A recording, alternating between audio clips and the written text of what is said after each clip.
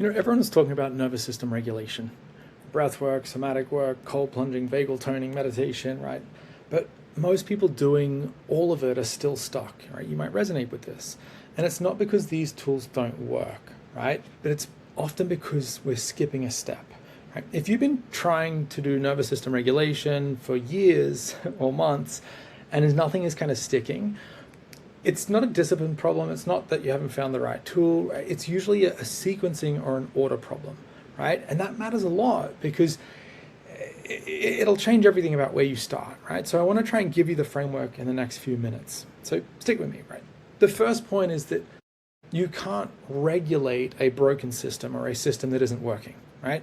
Regulation assumes that the system has capacity to shift its state, right? Like imagine I've got a dimmer switch on a light, but if the circuit, if the wiring to the light is broken or the globe even needs replacing, like this, I can't regulate the light. I can't turn it up and down because it's actually not even turning on, right? A nervous system that's been stuck in this kind of chronic stress survival state for years, right? We're going to see dysfunctional breathing. We're going to see postural change, right? We're going to see the chronic stress physiology has become a new baseline, right? That physiology doesn't have capacity to be regulated, right? It's still stuck in survival, right? So we're asking the engine to have a little bit more, or even better yet, we're trying to like steer, and the engine is just like still not working, right? The engine is still burnt out. And so the order that I'm talking about is like, before regulation, we have to look at rehabilitation, right? Repair, right? The rehabilitation by definition means restoring something to its function, right? Bringing something back to baseline. In physical rehab, right? I'm a physiotherapist, and if someone breaks their leg or sprains their ankle, right? I don't put them on a treadmill.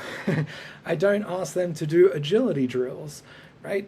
First, we have to stabilize, we have to protect, we have to support, we have to rehabilitate, and then eventually, we could stress test it, and we can put it into those things. The same principle applies here, right? Rehabilitate before we regulate, right? Correcting someone's breathing patterns, supporting their nervous system, right? The diaphragm, the rib cage, how we actually breathe. These are foundational or baseline practices, right? We need to make corrections at that level, and that's rehabilitation. And that has to come first before I can tweak this dial and regulate, right?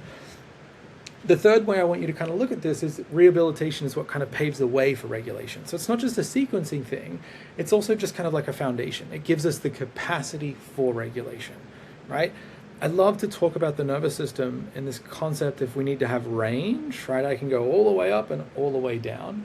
We need to have flexibility, my ability to move easily between those states, right? And capacity, right, is so important when it comes to the nervous system.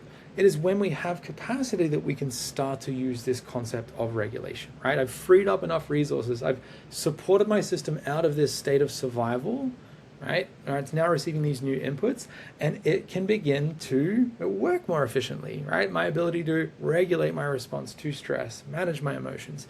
These are skills built on top of a system that is working effectively.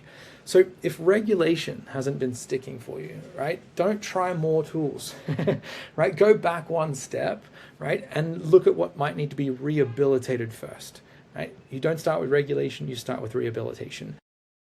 I would,